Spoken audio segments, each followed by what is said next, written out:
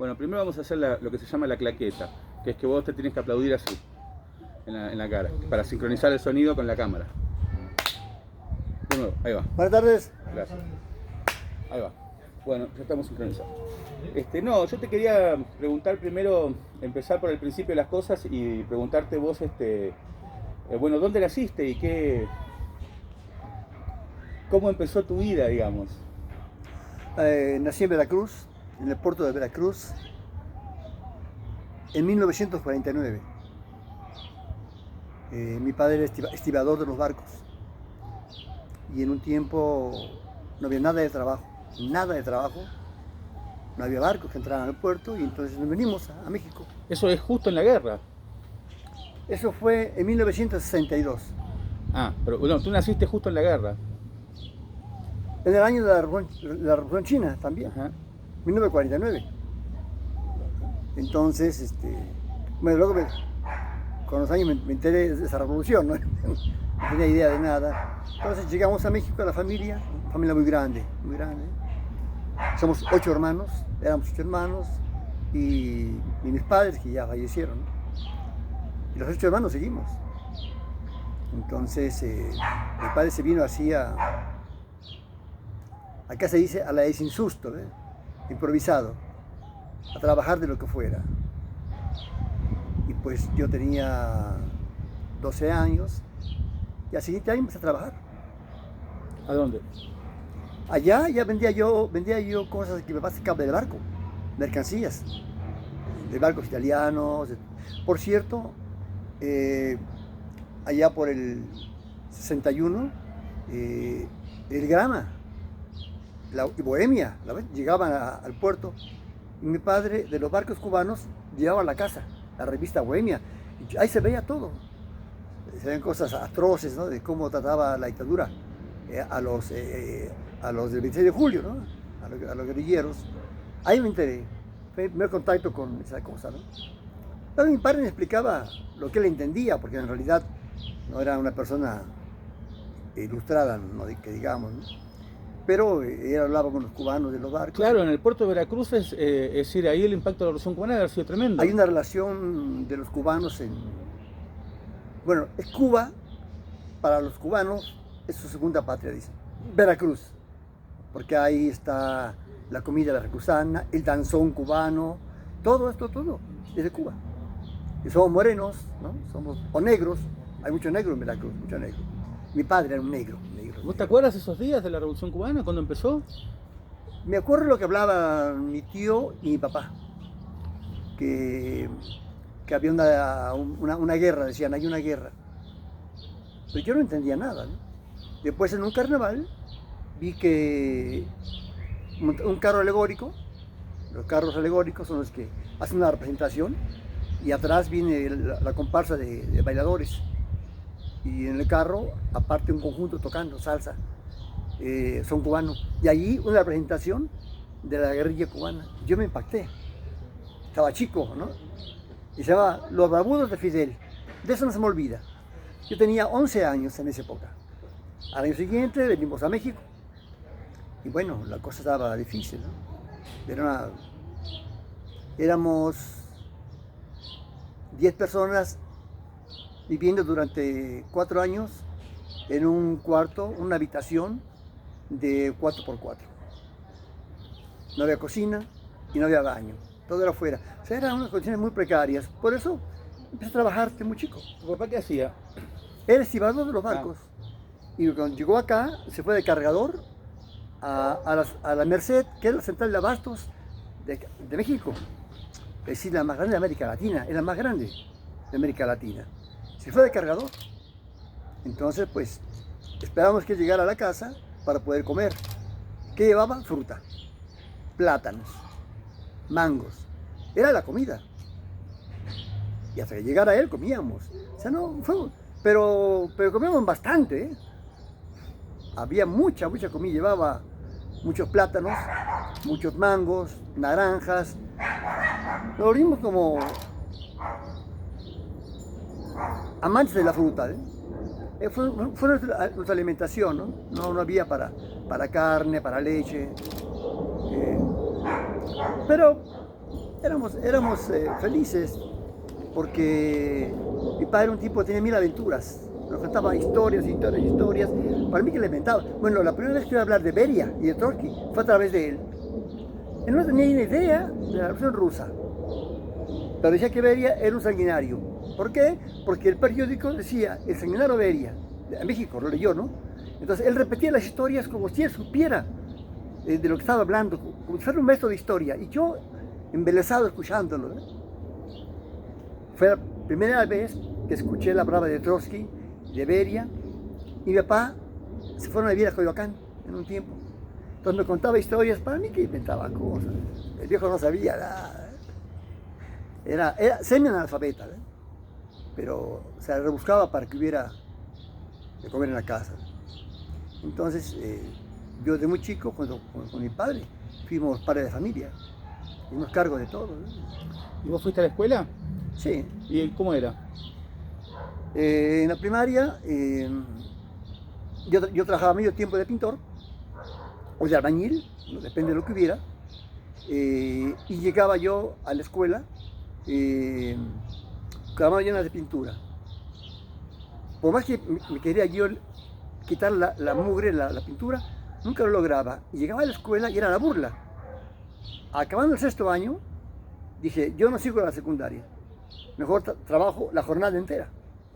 Evito las burlas, ¿no? de la escuela, me cargaban, ¿no? Y juntas algo más. Sí, sí. Y claro, sacaba más para contribuir a la casa. Y así un año, después del año, ya otra vez a la secundaria seguí trabajando. Bueno, después me fui hice muchos trabajos. Estuve de aprendiz de herrería, ahí estuve. Hacía muchas cosas, ¿no? Nunca pude soldar, nunca se me dio la soldadura, pero todo lo demás lo hacía. Y después entré en la fábrica. Ajá. ¿Y cómo llegaste a las ideas comunistas? De manera un poco medio rara, porque de joven el movimiento estudiantil de 1968, que fue reprimido de una manera brutal, ¿no? Todo el mundo lo sabe, ¿no? Sí. Como una extensión del Mayo francés, se dio en América Latina, se dio, en Argentina también. Bueno, en México se dio. Yo iba como en calidad de obrero de la construcción, iba a las marchas con mi hermano. Pero esos cientos de miles de manifestantes no conocíamos a nadie. Íbamos solos porque ser joven era un delito. La policía, ve un joven la policía en la calle, lo paraban, te pedían tu identificación. Si no tenías una identificación, era una golpiza, ¿no? Y si te das el pelo un poco largo, de comunista no te bajaban. Daba miedo andar en la calle en esa época. Entonces yo, después del 68, participé en las marchas del 68, pero con una idea muy elemental. Era antigobierno, sin programa, sin visión política. Era la molestia porque un gobierno que mataba jóvenes, que pedían nada más democracia, no pedían más. Bueno, vino la masacre del 2 de octubre del 68 y los que estaban organizados, hubo mucha desmoralización, pero mantuvieron relaciones en las escuelas, crearon comités estudiantiles, ¿no? Todo en un periodo de mucha reacción. Pero otros como trabajadores, como albañiles o pintores, ¿no? Perdimos todo. Nos daba temor ir a la calle, no teníamos relación con nadie. No sabía que había grupos trotskistas que se estaban formando ya. Ahora conozco, hay gente que todavía de esa época, ¿no? Con los cuales platicamos a veces, ¿no? Pero yo no era estudiante, no tenía un vínculo orgánico con ese movimiento.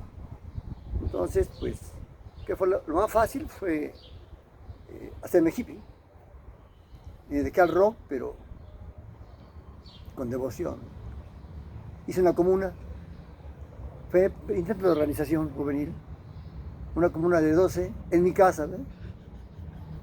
Y hacíamos calzado de cuero para vender, gargantillas, pulseras, anillos de Shakira, que eso vendíamos. Y de eso comíamos, porque nada más yo trabajaba. De los 12, solo Cristo trabajaba. Pero yo estaba feliz porque éramos buena onda todos, ¿no? Pasen, aquí está la casa. ¿No? ¿Y quiénes eran estos cuates? Hippies, todos. ¿Y de dónde los sacaste? Por el rock, Ajá. porque iba mucho a las tocadas de rock. ¿Y qué eran las bandas que te gustaban? Uy, en esa época, acá bandas se llamaba Al Cruzado de Metales. Ajá, Grupos Al Cruzado de Metales. ajá. Los grupos que escuchabas vos. A ver, ¿qué ibas a ver? De bandas estaban en el norte de Guadalajara, las principales, que tienen influencia de jazz, todo de Estados Unidos, ¿no? Estaba Bandido, Love Army, la División del Norte, se llamaba una banda también, que era del norte del país, ¿no? Buen nombre, la División del Norte, como Pancho Villa, ¿no? Tequila, una cantante llamada Marisela, que era una cantante buenísima, blusera, y bueno, estaban otros grupos, Ritual, empezaba el Tri, empezaba. El Tri no se llamaba Tri, era Three Dog Nights, así se decía. Después cambian de elementos y cambia un poco su música, que era mucho más muy rupestre, ¿no? Pero ellos se dirigían más a lo más popular, ¿no? Al lumpen, fundamentalmente, ¿no? Entonces, el tipo canta re feo, ¿ves? Pero tiene... Y toca con sinfónica, además, el tipo, bueno. Pero aquí hubo músicos buenísimos, Javier Batis, ¿no? Javier Batis. Grupos muy buenos, muy buenos. Javier Batis no se cansa de repetir que él enseñó a tocar a Santana, porque Santana tocó con él, cierto, ¿no? Pero ya el tipo se va a morir diciendo, yo no puede ser, ¿no? Lo dice cada vez que lo dejan hablar, ¿eh? Bueno, pero está bien que diga. pero entonces hubo un concierto en México, con el gusto mexicano. ¿Fuiste? Claro que sí. 11 de julio de 1971. Me llevé a una banda de la escuela, pasé salón por salón, chicos, a tal hora nos vamos. Además me corrían. ¿Cómo fueron? ¿En qué fueron? El de Aventón, o sea, así, una parte. El boleto lo pagábamos con botes de leche, ¿no? Con botes de leche, con bolsas de pan, con leche de polvo también, porque íbamos para comer, con latas de sardinas, pues no teníamos dinero. Entonces, el primer camión que pasó, a 2 de la mañana, en una carretera, hizo la parada, y todos arriba eran puros hippies. Y muchos habían pagado así. Al tipo que cobraba, le fue mejor que el metálico, ¿eh? Porque tenía para hacer un supermercado después, ¿no? No, llegar a Vándaro, ¿te imaginas? Todo el mundo era hippie, ¿ves? Bueno, el agente de tránsito, para decir que pasan los carros, hace así, es un payaso, ¿ves? Y todos, ¡ay, qué buena onda, cámara, maestro! Todo. Y caminamos así, pero bosques. Para esto se destrozó un bosque para que hubiéramos 250,000 gentes. Lo mejor del rock nacional, lo mejor, 12 horas de música, el oficial, porque previamente había grupos que estaban tocando para calentar el ambiente, ¿no? Llegabas tú y fue la primera vez que vi sexo al aire libre, ¿no? Se me hacía así, pero los tiempos estaban cambiando, ¿no? Y ahí empezaste a ver cosas que no, el cabello largo, y dije, bueno, yo el cabello largo me lo dejo también. Y todo el mundo decía, pero si Cristo usaba el cabello largo, ¿por qué nosotros no? A ver, católicos, ¿por qué critican esto los católicos si Cristo usaba el cabello largo? Y con ese pretexto empezamos a usar el cabello largo, ¿no? Hasta por acá, una cosa exagerada. Mis amigos, algunos, eran del conservatorio, eran del grupo de rock. Entonces, eran los que vivían en mi casa con la comuna. Pero todos fuimos a Vándaro. Fue una cosa muy buena. Y ese día cuando llegaste, ¿qué te acordás? Es decir, la primera banda que vieron o alguna... Es decir, pudieron... Bueno, es una experiencia inolvidable porque te voy a hablar como si fuera yo un tipo que vivió eso drogado. Pero no estaba drogado. imagínate 250.000 gentes consumiendo marihuana y pastillas y todos los tóxicos habidos por haber, y era una nube así, O sea arriba que, de nosotros. O sea que sí te drogaba. Porque Entonces, el aire mismo, ¿no? estabas en onda, ¿ves? Pero yo no fumé ni siquiera un cigarro. No hablo de un porrito, no, de cigarro, ni siquiera eso, no. Nada, no hacía falta. Todo era, el ambiente te lo daba solito, ¿ves? Entonces estaba yo muy emocionado. Y de pronto, 7 de la noche, empezó una lloviznita. Se prendieron unos reflectores, como esos que se ven en la Segunda Guerra Mundial, las películas que alumbran a los aviones, ¿no?, para cazarlos. Se prenden así, la lloviznita y unas palomitas blancas. Era hermoso, ¿ves? Y ya medio ambientado acá. Era una locura. 250.000 gentes. Y empezó el primer grupo que se llamaba... Bueno, la canción que tocó, una canción que ya estaba grabada, Let's Make It Now, hagámoslo ahora. Empieza con una batería muy fuerte, pero apenas los primeros redobles la gente se empezó a encender. Era una cosa, un ambiente buenísimo, ¿eh? Mucho rock. Fueron 12 horas sin dormir. Y bueno, había un río, y en el río todo el mundo... Ahí entendí lo que era gusto, porque todo el mundo en el río desnudo. Entonces era una cosa rarísima, porque decías, si después del 68 hubo una etapa de reacción y de mucha moralina, de pronto te encuentras en un lugar entre cascadas, bosques, música, droga y todo. Y cada quien se desnudaba y hacía lo que hacía, y a ti te decía, esta onda me gusta, porque nunca había visto tanta, digamos, libertad, ¿no? A una canción se llama Freedom, todo el mundo la cantaba, porque hablaba de la libertad que uno entendía por libertad en ese momento. No aspirábamos a más, a esa libertad aspirábamos en una etapa tan reaccionaria que había, ¿no? No fue una cosa... ¿Qué tuvo que ver esto con la radicalización de las ideas? Bueno, a mí me costó trabajo entender por qué un sector de la juventud, ese sector que se volvió hippie, no era politizado. Porque la desmoralización llevó a unos al pacifismo. Los hippies eran pacíficos, ¿no? Peace and love, etcétera, etcétera. Pero el sector más radicalizado del 68 se mantuvo en sus escuelas, organizó comités de lucha para cualquier cuestión, ¿no?, y actividad interna, y no podías haber marchas, las reprimían. Además el temor después del 68 era mucho, y otro sector se fue a la guerrilla, y ahí nace la guerrilla, porque ellos con más visión política dijeron, no hay opción por la salida democrática, no había democrática para resolver las demandas. Y entonces, bueno, venía la experiencia de Castro, de Cuba, todo esto y el otro, ¿no? La batalla de Argel, todas esas cuestiones. Y la muerte de Che también, ¿no? Bueno, la muerte del Che, bueno, aquí el Che, de por sí los cubanos, ¿no? Todos los cubanos, la revolución cubana aquí en México tuvo un impacto tremendo. La intelectualidad de su izquierda era pro-cubana, pro-castrista.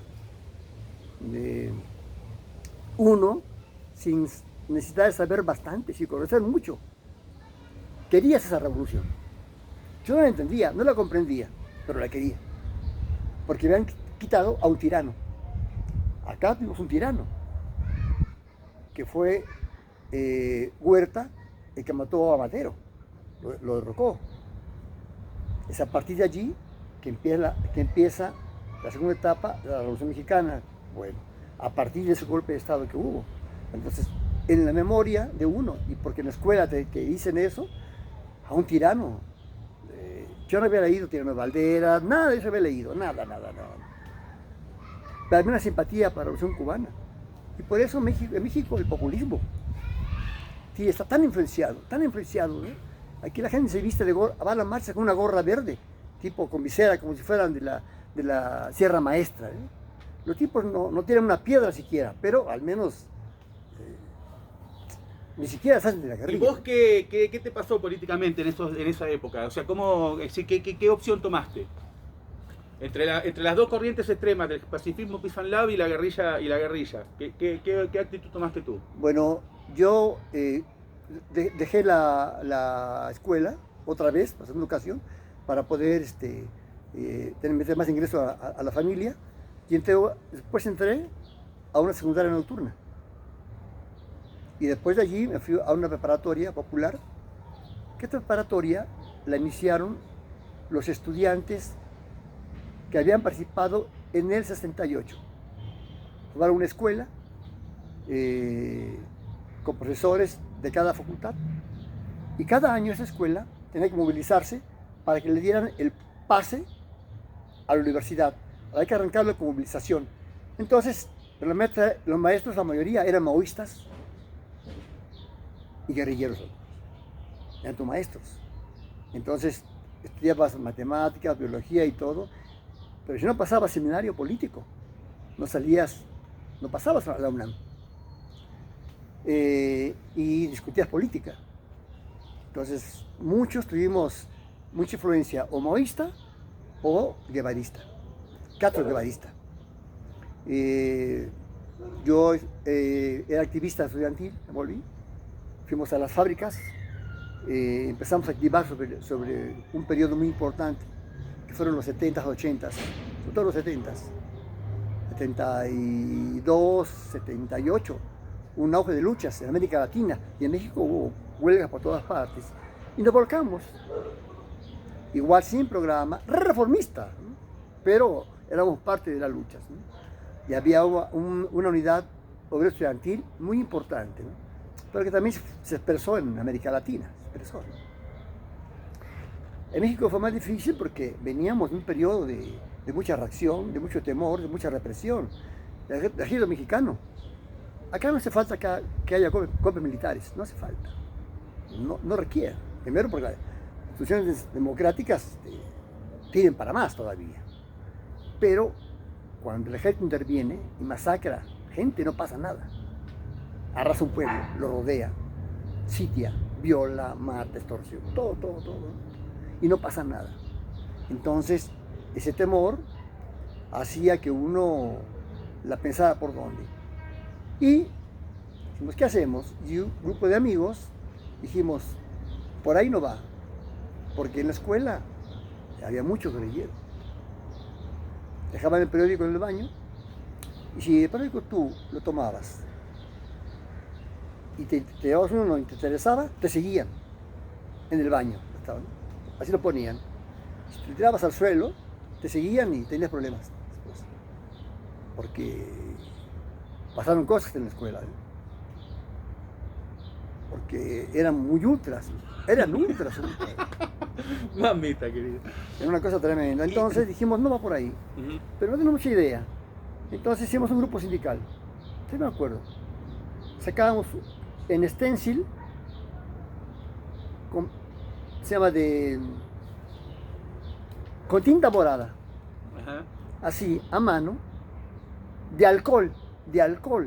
Te hablo de 1973. Y además se vino el asesinato de Allende. Bueno, esa serie de situaciones nos, entre comillas, radicalizaron, ¿no? En medio del atraso político que mostrábamos. Dijimos que hay que organizarnos. ¿Qué hicimos? Entonces estaba el Partido Comunista Mexicano, al cual el más politizado le decíamos que era reformista. Ya estaba ahí cantado, que no era por ahí. Había un partido nacionalista llamado el PMT, Partido Mexicano de los Trabajadores, que era dirigido por Valentín Campa, por Demetrio Vallejo, que fue el dirigente de la huelga ferrocarrilera de 1958, que la dirigió junto con Valentín Campa, el dirigente del Partido Comunista. Campa fue el que se opuso al asesinato de Trotsky en una reunión del Comité Central del Partido Comunista Mexicano. Estuvo 11 presos, 11 años preso, a partir de la huelga del 59, ahí fue la huelga reprimida. En la segunda huelga reprimen al movimiento. Era un movimiento que formó comités obreros estudiantiles. Por eso, en la marcha del 68, la demanda de libertad de presos políticos, en los carteles que cargábamos, así nos colocábamos acá, atrás y adelante, decía libertad de presos políticos, y Campa y Vallejo con la figura. Fueron eso y el Che Guevara, eran las tres figuras, no había más, ni Castro ni Mao, no. He visto fotos de las marchas de Francia del 68, fotos de Mao, acá no. Bueno, estaba ese partido, estaba Vallejo al frente, y empezaba, y había grupos trotskistas, y se dio en 1976, hubo la formación del Partido Revolucionario de los Trabajadores, que era producto de la unificación de varias tendencias del movimiento trotskista aquí en México, fundamentalmente la llamada tendencia mandelista y morenista. Fue en 1976.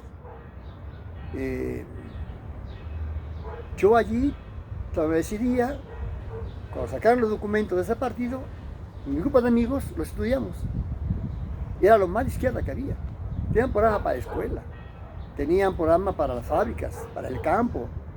Ellos era lo que decían, que había que continuar la obra de Emiliano Zapata. ¿Cuántas palabras? Tenían un programa para acá. Pero era un partido, en realidad todo el partido lo integraba la pequeña policía radicalizada. Entonces, eso de la ida a las fábricas que se discutió en el PRT, sí fueron, pero eran incluso, era como una prueba para ellos, de que podían ir a las fábricas. Pero su orientación central eran los grupos marginales, como eran los campesinos, los indígenas, el movimiento de liberación sexual y la mujer. Era lo principal. Por eso, cuando dijeron fábricas, y cuando dirigimos después, en los 80s, con esta gente, fábricas, estuvieron mal. Entonces, en 1977, ingreso al Partido Revolucionario de los Trabajadores, el PRT, aquí en México. Mandel vino a México, Lucas vino a México, Pierre Salá vino a México también. Antes, en los 60 vinieron acá, establecieron contacto con el ala izquierda del movimiento estudiantil. Y esos grupos fueron los que dieron inicio al trotskismo en México. Yo en esa época ni idea tenía, yo era... No era tampoco estudiante, era un trabajador que se quedó con el 68, pero sin conclusiones políticas. Y fue lo peor, no saqué una sola conclusión política de lo que fue el 68. Si ya tendría que lamentarme yo, es de mi incapacidad para entender ese proceso, del cual fui parte como muchedumbre, pero nunca me sentí sujeto. Y una vez que entraste a militar, ¿qué pasó cómo fuiste cambiando? Es decir, ¿qué pasó contigo? Es decir, ¿fuiste aprendiendo, te fuiste educando en el marxismo, empezaste a considerar de forma más científica la realidad? Bueno, yo había leído los documentos previos a la fundación del PRT.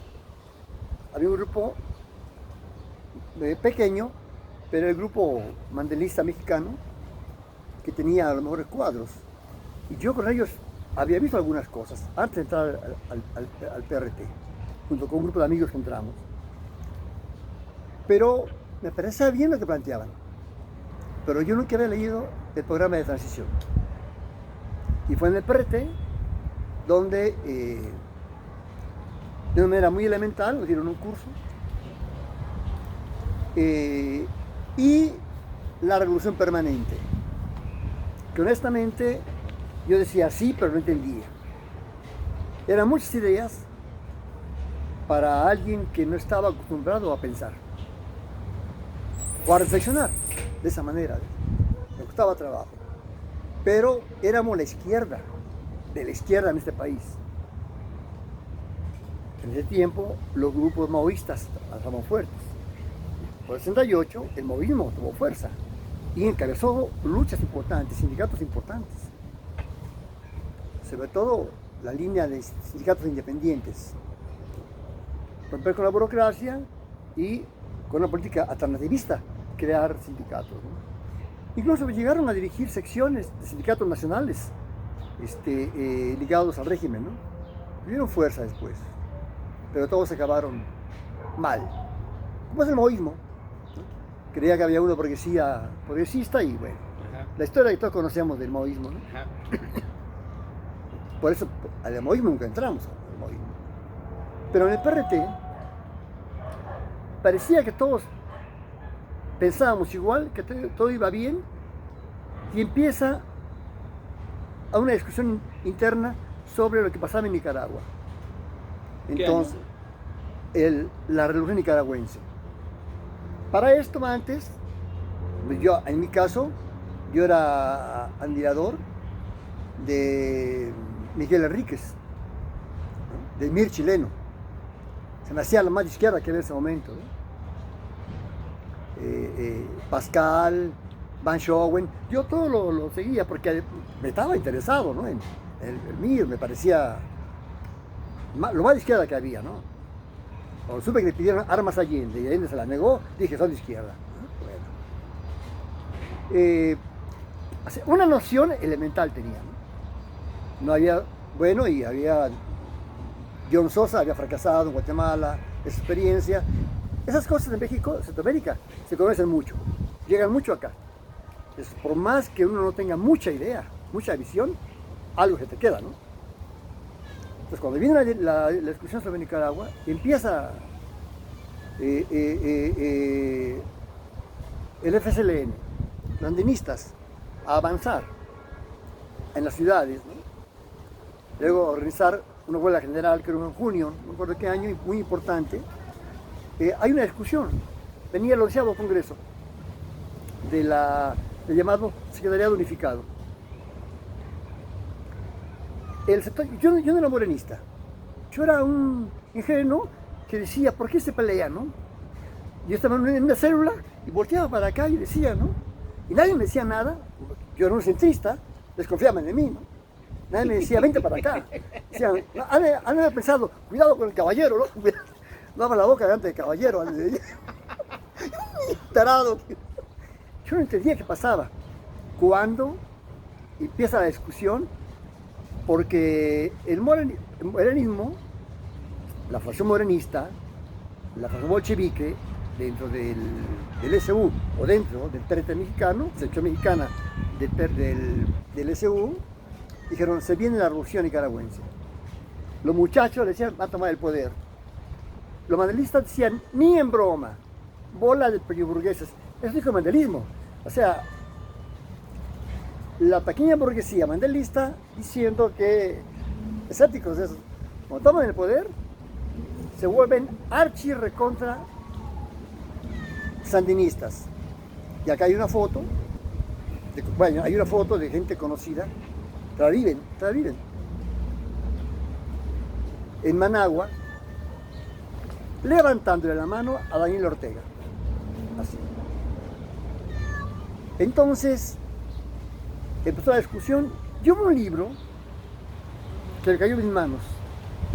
Me lo vendió una amiga morenista del PRT. Lo firmaba un tal Darius Karim. ¿Quién será?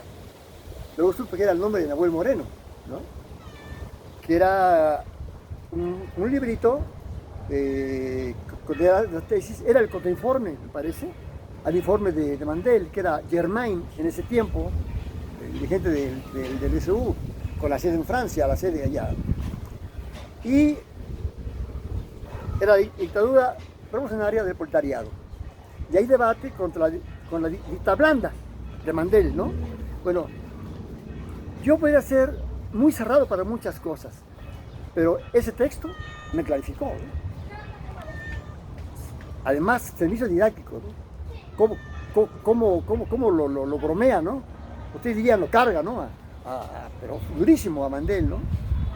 Cuando decía, vas a ir con el asesino, ¿no? Y vas a decir, perdone, ¿me puede acompañar de acá para platicar cuál es su versión de la gente que mató, ¿no? De los trabajadores, los campesinos, todo eso y el otro. Y cuando empieza la discusión más, vimos que el sandinismo expropiaba solamente a la burguesía antisomocista, ahí se profundiza la discusión. Bueno, luego viene la formación de la Brigada Simón Bolívar, en la cual participan varios grupos de izquierda de América Latina, pero en gran parte grupos trotskistas, pero fundamentalmente impulsada por el sector morenista, la corriente morenista. Yo recuerdo que hasta en esa hubo división en el PRT, porque unos dirigentes dijeron, vamos a Nicaragua. Eran tan pequeñoburgueses que fueron a entrenar a un cerro muy conocido de acá, que se llama el cerro de, muy conocido en el sur de la ciudad. Y la broma que se le hacía era que el dirigente, el más conocido dirigente, el más conocido, los dos más conocidos, se regresaron porque olvidaron la pijama en casa. Bueno, con eso lo hacemos un picnic nosotros, ¿eh? Toda esa gente, ¿eh? Porque, sin embargo, hubo compañeros que sí nos apuntamos. Allá en Costa Rica, y luego empezar, ¿no? Entrar a Nicaragua, todo eso y el otro. Un sector sí lo encontrar, de mexicanos, pero muy reducido. Después frenaron ya, frenaron todo eso. ¿Tú qué hiciste? ¿Tú qué hiciste? No, yo estaba en la discusión ahí, no se puede, pero también la dirección del PRT controló, detuvo todo, ¿eh? Ni siquiera dijo, compañeros, sigamos preparándonos. Supuestamente empezamos a ir a correr, a subir montañas, cualquier estupidez, ¿no? Que hace cualquier señor en un domingo que va al parque, eso hicimos nosotros para estar listos para enfrentarnos a militares, supuestamente, bueno. Pero era la idea que teníamos de participar en algo, ¿no? Porque lo impulsaba de una manera audaz la corriente mandelista morenista dentro del mandelismo, del PRT. Entonces viene la discusión más interna, previa al Congreso, viene la expulsión de la Brigada Blanca, la represión a los trotskistas, ¿no?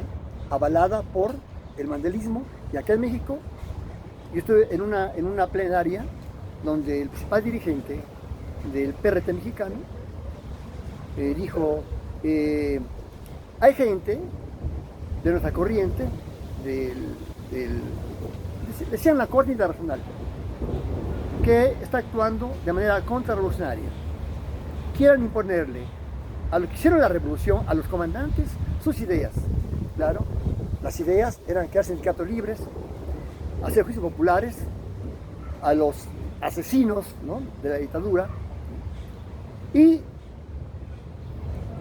algunas formas de democracia obrera en algunas poblaciones. Obviamente el mando centralizado, ¿no?, de los guerrilleros, de los comandantes, que son enemigos a muerte de la democracia obrera y la independencia de clase, dijeron no. Y esa es la famosa reunión que hay, ¿no?, de Managua, lo mandan llamar y le dicen, chicos, hasta aquí llegaron. Los expulsan, y el aval que le dio la dirección del Secretariado Unificado a esa represión hizo que yo rompiera. Al momento que se da la ruptura de la corriente, la fracción bolchevique con los morenistas, yo rompo también. Pero como te comentaba hace rato, ¿no?, como yo no sabía que había dos corrientes internas, no me daba para pensar, ¿no? Yo decía, están discutiendo, es normal, ¿no? Eran discusiones mortales, porque estamos decidiendo dos estrategias, dos tipos de partidos. Yo por aquí ni me pasaba eso en la cabeza. ¿Qué hice? Me fui a mi casa. En el 68 me refugié en el rock y en el hipismo. Acá no había qué. No tenía idea. Lo más que me había quedado era los debates que tuvimos en las fábricas con los maoístas, los debates en la universidad con los maoístas también, y con los estalinistas, pero nada más. Entonces no me dio para más. No pensé que tenía que organizarme de alguna manera. Me fui a mi casa. Y recuerdo que no sé de qué me enfermé. Estando medio enfermo, llegan los amigos míos del PRT, de mi célula, a decirme, vamos a formar un nuevo partido. Estamos por esto, por esto, por esto, por esto. Detengamos aquí, esto está muy bueno.